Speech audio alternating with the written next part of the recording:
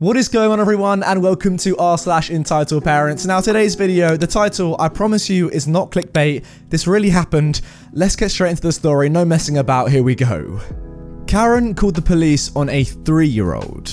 So, my neighbor is a complete Karen, which I have posted previously about. Anyways, I thought that I might have just gotten off on the wrong foot with this Karen. Not wanting to be the D-head, I decided to speak with Karen's neighbor on the other side. I knock, explain who I am, and say, "Do you find that Karen can be difficult?" The nice neighbor laughed, rubbed his hands together, and said, "How long you got?" A few weeks ago, it was my neighbour's 3-year-old child's birthday. As per the UK's COVID guidance, they invited one other household round to have a barbecue in their garden to celebrate. A few hours into lunch, the police knock on the door. Karen called the police on a 3-year-old. They had reports that a ruckus party was happening at this address and breaking COVID protocol. They explained the situation to the police though, and the police apologised for any inconvenience. Over, right? Nope.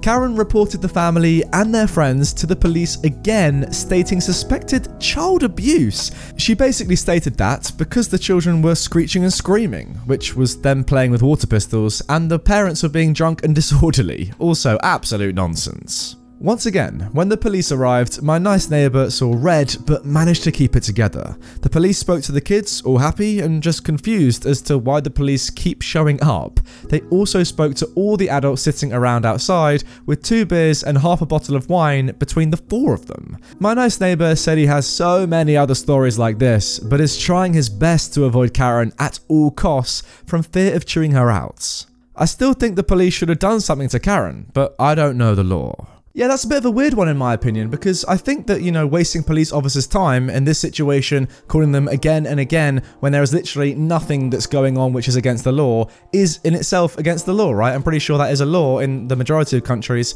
So I don't know why the police didn't do anything. Maybe they were just like, oh, you know what, I can't even be bothered to deal with this Karen. She is such a Karen to the extent that let's just leave and move on with our days and forget she ever existed. But yeah, overall, calling the police on a 3-year-old's barbecue get-together, that is a new low, in my opinion. Wow.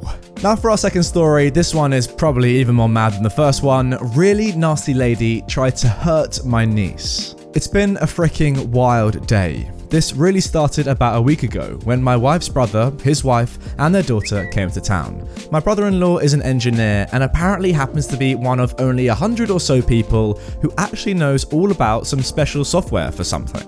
I know that's not much to go on, but he doesn't speak English well enough to accurately explain it. I don't speak enough French to understand it, and it's not really relevant to the story anyway.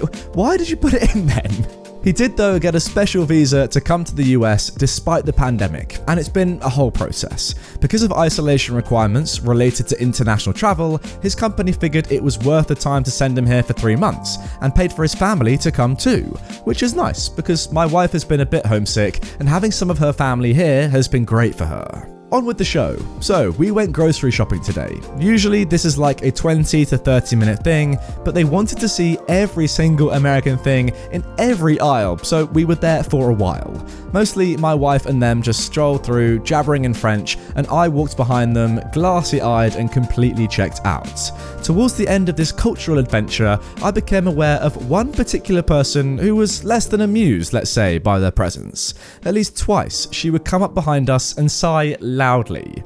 My entourage would usually just apologise for being in the way and move aside. She'd walk past, muttering to herself. The final offence, however, came when we had the audacity to wait in line to check out at a register. It was fairly busy, as many grocery stores are on a Saturday, and we took the shortest line. The angry Karen was behind us, huffing and puffing. My wife and in-laws were speaking in French, and I can kind of get how it frustrates some people, but they were neither loud or obnoxious about it. It was, though, too much for Karen. "Can you foreigners shut the heck up?"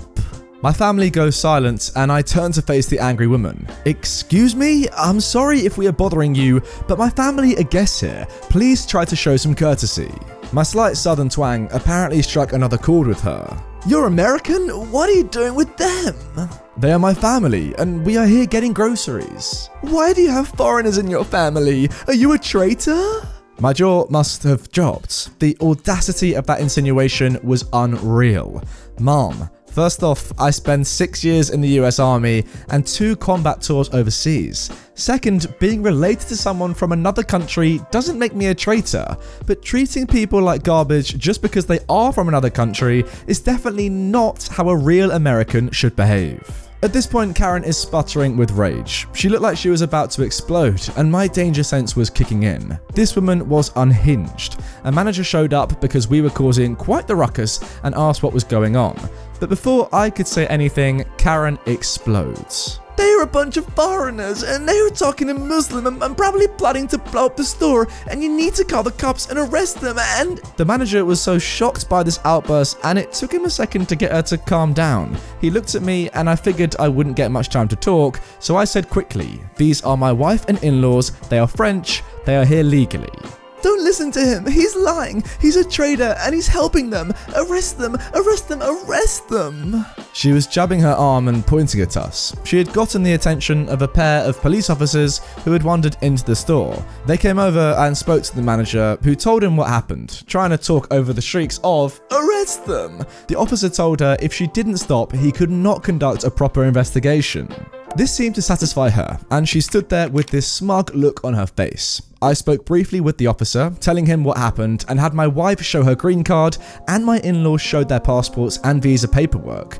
I also told him my address and that they were staying with me. He decided everything looked good enough. I was a little worried he'd detain my wife and in-laws for some reason or another, but then he told the lady she needs to leave us alone and we all have proper documentation. And of course, she started yelling again. "They're foreigners! Arrest them! He's a traitor! They're probably terrorists! Oh, just do your job!" The officer coolly explained that if she didn't leave us alone and stop making a scene, he would escort her out of the store and make sure she went home. If she refused to do that, he would charge her with disturbing the peace. She looked like she was about to completely snap, but instead she just calmly said, "Okay, I'll stop yelling." Something went off for me right then, but I just knew something was wrong. As soon as the police officer was about 3 steps away, the lady gave another shriek, "Yeah!" and tried to ram her car into the back of ours. My niece, who was about 2 years old, was sitting in the little seat with her legs sticking out. We had moved to the side of the car when the officer was talking to the lady. She was about to crush that little girl. My brother-in-law from one side grabbed the corner of the lady's cart and pulled, while I stepped up from the other side and shoved at the same time. It was mostly luck that we put our energy into the same direction. We tipped over her cart, and my niece luckily didn't get a scratch. The officer was quick as lightning and had the lady in cuffs and dragged her out of the store. The next hour was fun, as we did written statements and pressed charges. What was worse though was the embarrassment of this happening to my in-laws on their first trip to the US. Oh guys, can you imagine that? You're living in a different country to the majority of your family. They come over, you know, looking for a great time, maybe a holiday, maybe they've got some amazing work lined up from their company that's well paid and allows them to bring their entire family over to America for an extended period of time. And that is their first encounter with a Karen. I mean, you couldn't write it, well, you could, but you know, you couldn't write it. Ah, what a lovely introduction to America, guys. What a lovely introduction. I imagine that this has happened to some of you before, where, you know, your parents or relatives or children come over to your country that maybe they don't live in normally, or just your town in general, and their first experience there is with somebody like this, and you're just like, oh god, why did it have to be Karen? Why today? Couldn't it have been a nice person that also lives in my country? Why Karen? All in all, I really hope this woman was charged as she deserves to be. How old was your niece? Your niece is about 2 years old, and she could have seriously hurt her. Yes, it was only a shopping cart, but still, if you are chucking a shopping cart with full force into a 2-year-old's legs, that can have some severe repercussions. Obviously, yeah, she needs to be charged with quite a serious penalty, in my opinion, guys. Let me know if you agree. I think you probably do, though. Now moving on to our final story of today's video, Karen demands shopper dress more appropriately. This happened this morning between 9 and 10 AM. I went to the supermarket to grab a few things for lunch and dinner. It's early and slow, so the store only had the self-checkout and one register open. As I got to the register, I see a young woman in her early 20s with a sleeping baby in her arms and a basket with formula, diapers, over-the-counter baby items, for diaper rash, and several prescriptions that were paid for at the pharmacy. The girl gets to the register before me, and then I saw the rampaging Karen come out of the aisle right in front of me. I knew there'd be trouble from the oversized sunglasses, Karen haircuts, yoga pants 3 sizes smaller than they should have been, that I'll bet have never seen the inside of a gym or yoga studio, and the very low-cut top that showed off a lot of skin that no one I knew wanted to see. She has maybe a dozen items in her carts. With the global situation, the clerk, the 20-something, and I are wearing the required mask. But of course, Karen can't be bothered. The store has markings on the floor for social distancing, but of course, that doesn't apply to the wild Karen. The young mother is holding the sleeping baby and trying to fish her wallet out of her small purse, while also holding the diaper bag and usual baby accessories. The cashier hadn't even finished ringing the girl up when the wild Karen started in a loud voice to complain about unprepared shoppers not even having their money ready. Karen's cart is almost touching the 20-something's leg at this point, by the way. Naturally, Karen's complaint at full volume had the unfortunate effect of waking the sleeping infant, who registered displeasure by letting anyone within hearing range know. The mother was attempting to calm the infant and still get her wallet out of her purse. The fact that Karen had to wait and now had to listen to the infant she woke up caused another nasty tirade. I'm in line behind Karen at this point, and then she at last gets on my nerve. She's been berating the cashier for not being fast enough, and then God only knows what lack of brain cells caused her to do this, but she snapped at the young mother that she should make that brat be quiet, and then decided to attack the girl, snapping that if she didn't dress like a blank, she wouldn't have gotten knocked up, since it was obvious that her jeans were too tight, as was her top. For Christ's sake though, she had a baby a couple of months before. The young mother was beet red.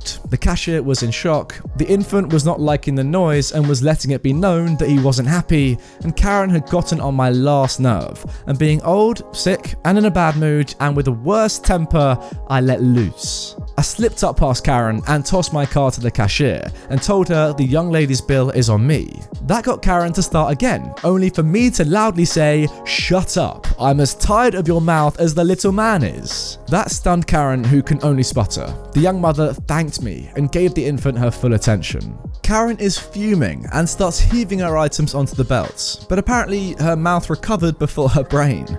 As soon as the cashier finished ringing her up and asked for payment, Karen turned towards me and sneered, "Well, aren't you gonna pay for mine as well?" I was done with her and responded, "No, I don't like people who wake up sleeping infants with their big mouths." She huffed and stormed out. I was hoping for, "I demand to speak to the manager," but you can't have everything. I headed to my car and was pulling out of the parking lot when I saw the young mother sitting at the bus stop holding her infant. Buses out where I live run every hour, so I decided to offer her a ride. It turns out she lived only a couple of miles away, under 5 minutes by car, but a couple of hours on foot carrying a baby and supplies. She took the risk that I was not a murderer, since I had snapped Karen's tirade. I learned that she and her husband were new to the area, moved in for his job. I asked her about the little man and learned that as her husband got paid, they bought more of the stuff the baby needed, but right now they were making do with what they had. I wrote an address down and told her that if her husband was off Saturday, she should have him bring them to the address for a yard sale with tons of baby stuff. My niece was getting rid of it all as she's had the baby she's having and she has everything an infant could need. She told me that she'd do that and thanked me again for everything. I dropped them off and made it home and gave my niece a call describing the girl and infant and telling her to give the couple anything they liked and I'll cover whatever they couldn't afford. I like babies and I've got no tolerance for Karens. How dare anyone be in front of her or not dress according to your standards? You're nuts! Yeah, I mean guys, come on, let's be completely fair now. If you are in front of a Karen in line, it is your duty as a citizen of the world to let that Karen go in front of you. It's only right. And also, if you do have a young child and they get woken up by a screaming Karen, then it's the child's fault. Doesn't matter about the Karen screaming, it's always the infant's fault, guys. So if you don't agree with me, then you're just wrong. Nice one. As for this guy, OP, you're a legend. You did go on about yourself a little bit too much, if I'm honest. I mean, yeah, you did a few nice things, but we don't have to hear your life story. But yeah, nice guy. And overall, great story. Well done. Anyway, guys, that is going to do it for this episode of Entitled Parents. Do not click off the video. Genuinely, do not click off it. Click this instead, right? Because this is an excellent video, if I do say so myself. But just click it. And also, if you've already seen it, then click this to subscribe for daily Reddit content on my channel. And I'll see you tomorrow with a brand new video just as good as this one, if not better. That's a promise.